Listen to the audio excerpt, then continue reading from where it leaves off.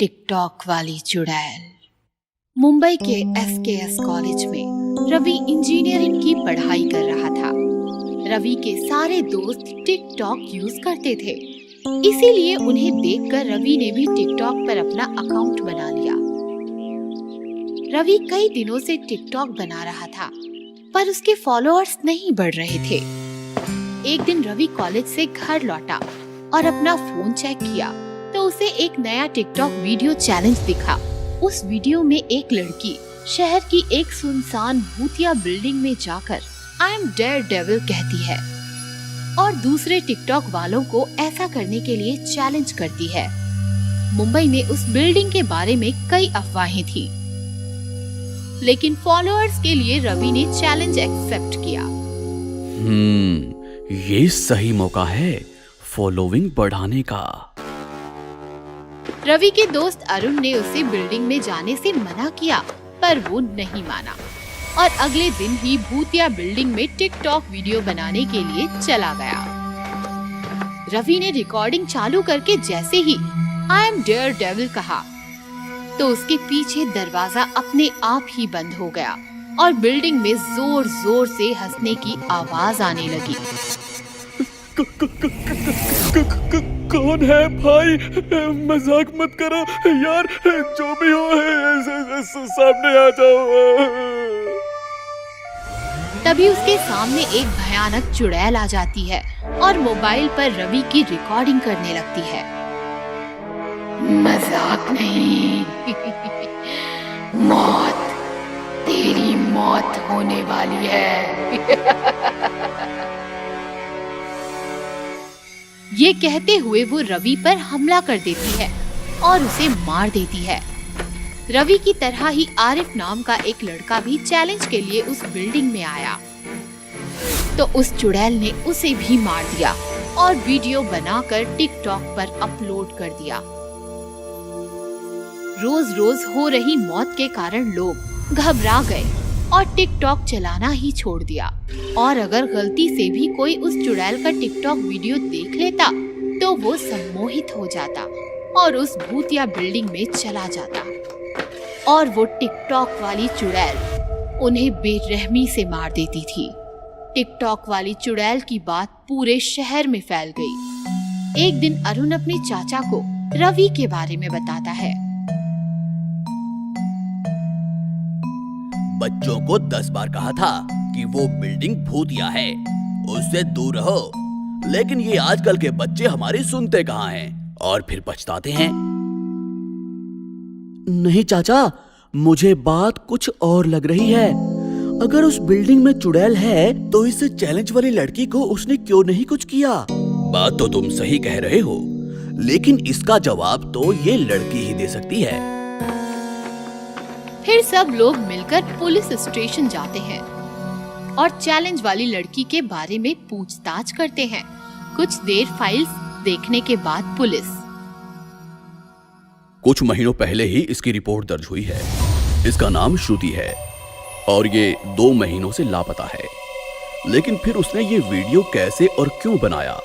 मामला कुछ गंभीर लगता है। फिर पुलिस उस बिल्डिंग की जांच के लिए जाती है, लेकिन उन्हें वहां कुछ भी नहीं मिलता। सर, वो चुड़ैल टिकटॉक वीडियो बनाने वालों को ही मार रही है, तो शायद टिकटॉक बनाने पर ही हमारे सामने आएगी। फिर अरुण रिकॉर्डिंग चालू करके कहता है आई एम डेयरडेविल और ऐसा कहते ही वो चुड़ैल सबके सामने आ जाती है। क्या बात है, आज मरने के लिए पूरी बारात आई है। कोई बात नहीं, मैं तुम्हारी विदाई भी अच्छे से करूंगी। और चुड़ैल अरुण पर झपट पड़ती है। तभी पुलिस इंस्पेक्टर अपने गले का तावीज चुड़ैल के गले में डाल देता है, जिससे चुड़ैल तड़पने लगती है। बता, तू लोगों को क्यों मार रही है? बता, नहीं तो तुझे ताबीज से अभी जला दूंगा। मैं अपना बदला पूरा कर रही हूँ। अपनी मौत का बदला। मैं टिकटॉक पर काफी फेमस हो गई थी और इस बात से मेरे दोस्त मुझसे जलते थे। एक दिन मेरे एक दोस्त ने इस बिल्डिंग में टिकटॉक वीडियो बनाने के लिए मुझे बुलाया और मार दिया। इस टिकटॉक की वजह से मेरी मौत हो गई, इसीलिए जब तक मैं सारे टिकटॉक वालों को नहीं मार देती, मेरी आत्मा को शांति नहीं मिलेगी। ये कहते हुए चुड़ैल ताबीज को तोड़ के फेंक देती है और इंस्पेक्टर को गले से पकड़ हवा में उड़ा देती है। चुड़ैल इंस्पेक्टर को मारने ही वाली होती है कि तभी अरुण के चाचा श्रुति यानी चुड़ैल के माता पिता को लेकर वहाँ आ जाते हैं। रुक जाओ बेटी, इन्हें छोड़ दो, इसमें इनकी कोई गलती नहीं, छोड़ दो इन्हें। अपने माता पिता को देखकर चुड़ैल शांत हो जाती है और रोने लगती है। मैं इंस्पेक्टर हूँ, मैं तुम्हें इंसाफ दिलाऊंगा। बस तुम लोगों को मारना बंद कर दो। किसी एक की गलती की सजा सबको देना बदला नहीं होता। फिर पुलिस श्रुति के दोस्त को गिरफ्तार कर फांसी की सजा दिलाती है और श्रुति की आत्मा की मुक्ति हो जाती है। 15 अगस्त वाली चुड़ैल। 14 अगस्त की रात थी। रात के 10 बज रहे थे। 2 घंटे बाद आजादी का वह दिन शुरू होने वाला था, जिसे पूरा हिंदुस्तान इंडिपेंडेंस डे कहकर धूमधाम से मनाता है। उसी रात भारत चीन बॉर्डर पर सिपाही पहरा दे रहे थे। अच्छे से पहरा देना होगा, कल 15 अगस्त है। चीनियों का कोई भरोसा नहीं, कल के दिन कोई अनहोनी न कर दे। चिंता ना कर, चीनी क्या चिड़िया भी पर नहीं मार सकती, इतनी टाइट सिक्योरिटी है। तभी वहाँ एक चुड़ैल आती है। चीन और चिड़िया पर नहीं मार सकती तो क्या हुआ, चीनी चुड़ैल तो तबाही मचा सकती है। चुड़ैल जोर जोर से हंसने लगती है। चुड़ैल को देखकर सिपाही फायरिंग करते हैं। ऐसा कहकर चुड़ैल हंसती हुई हवा में उड़ने लगती है। Emergency, hello hello, emergency. 15 अगस्त की सुबह हुई। बाल मोहन विद्या मंदिर के सारे बच्चे और टीचर्स मैदान में इकट्ठे हो गए। प्रिंसिपल मेहरा बच्चों को संबोधित करने लगे। प्यारे बच्चों और शिक्षकों, आज ही के दिन हमें आजादी मिली थी। हमारी आजादी के लिए अनगिनत लोगों ने अपने प्राणों की आहुति दी थी। मुझे इस बात की खुशी है कि आज हमारे कार्यक्रम में प्रमुख अतिथि के रूप में जो आ रही है वो महान स्वतंत्रता सेनानी गोविंद जी निहलानी की परपोती मशहूर लॉयर नंदा श्रॉफ है। नंदा जी निकल चुकी है, कुछ ही देर में वे हमारे बीच होगी। नंदा श्रॉफ की कार बाल मोहन विद्या मंदिर की तरफ निकल आ रही थी। शामू जल्दी चलो, प्रिंसिपल सर के 3 कॉल आ चुके हैं। जी मैडम। चुड़ैल उड़ती उड़ती आती है और कार के छत पर बैठ जाती है। ओहो, ये तो चीफ गेस्ट की गाड़ी है, लगता है ध्वजारोहण करने जा रही है। पर चीफ गेस्ट तो मैं ही हूँ हिंदुस्तान की। तबाही मचाने आई हूँ और तबाही मचा कर जाऊंगी। ऐसा कहकर चुड़ैल छत पर कूदती है और नीचे कार में उतरकर नंदा श्रॉफ के शरीर में घुस जाती है। नंदा श्रॉफ चुड़ैल के वश में हो जाती है और हंसने लगती है। क्या हुआ मैडम, हंस क्यों रही हैं आप? बकवास बंद कर और गाड़ी चला चुपचाप। Sorry madam. गाड़ी बाल मोहन विद्या मंदिर पहुंच जाती है। हमारी प्रमुख अतिथि नंदा जी आ चुकी है। प्रिंसिपल कार के पास आते हैं। नंदा कार से उतरती है। वेलकम मैडम, आइए। प्रिंसिपल नंदा के साथ स्टेज की तरफ बढ़ते हैं। बच्चों को देखकर नंदा के चेहरे पर शैतानी मुस्कान आती है। ओहो, इतने सारे बच्चे, ये बच्चे हिंदुस्तान का भविष्य है ना। मैं इन बच्चों को ही मिटा दूंगी, हिंदुस्तान के सारे बच्चे मिटा दूंगी। ना रहेंगे बच्चे, ना रहेगा हिंदुस्तान।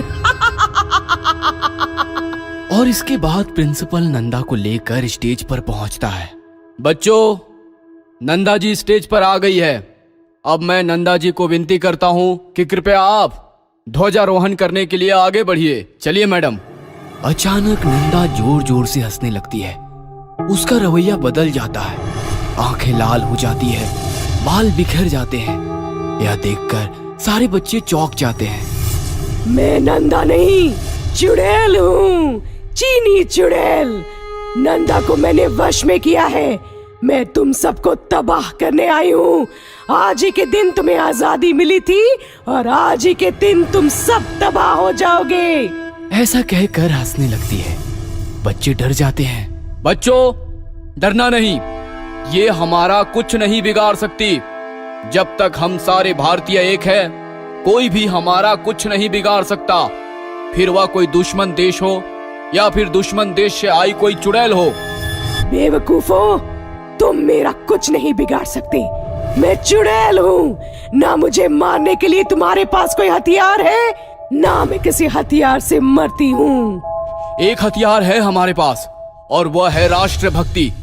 हमारी राष्ट्रभक्ति ही तुम्हें खत्म कर देगी।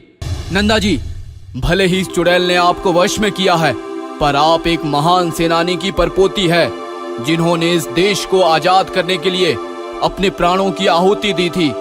ध्वजारोहण तो आप ही के हाथों होगा। नंदा जी, क्या आप मुझे सुन सकती हैं? ये पूरी तरह मेरे वश में है, ये तुम्हें नहीं सुन सकती। नंदा जी, मैं कहता हूँ आगे बढ़िए।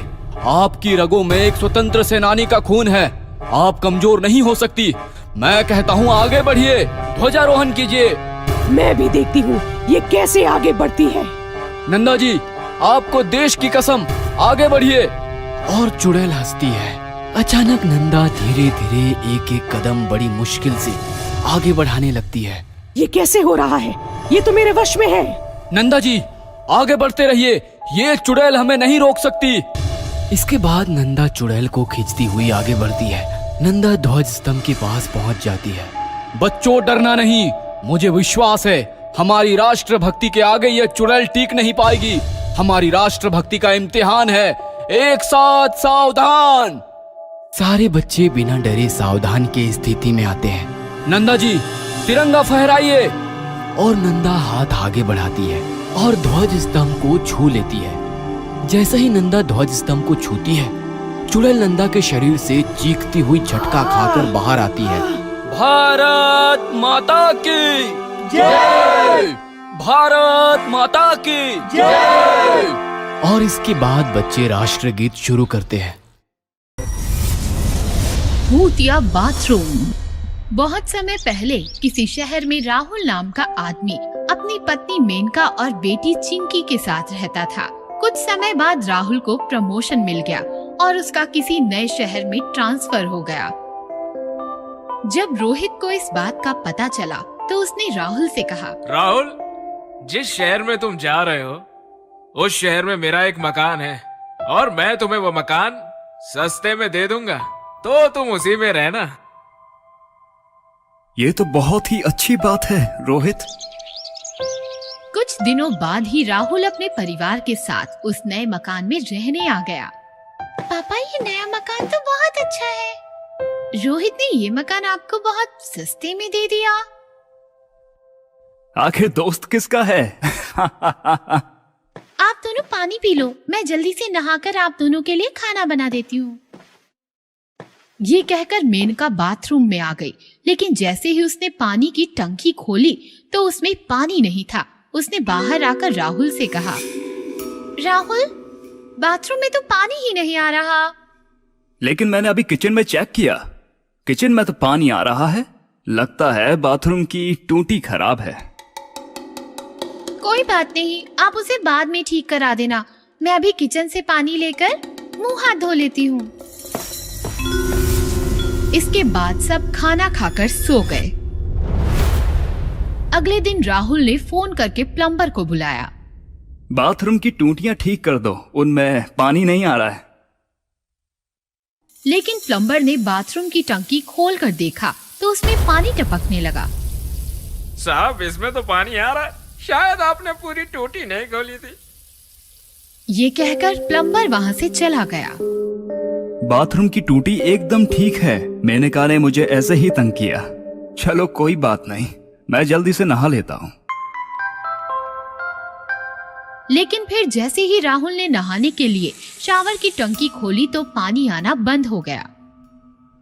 ये पानी को क्या हो गया? तभी अचानक कमरे का बल्ब बंद हो गया और बाथरूम में डरावनी आवाजें आने लगी। ये क्या हो रहा है? कौन है?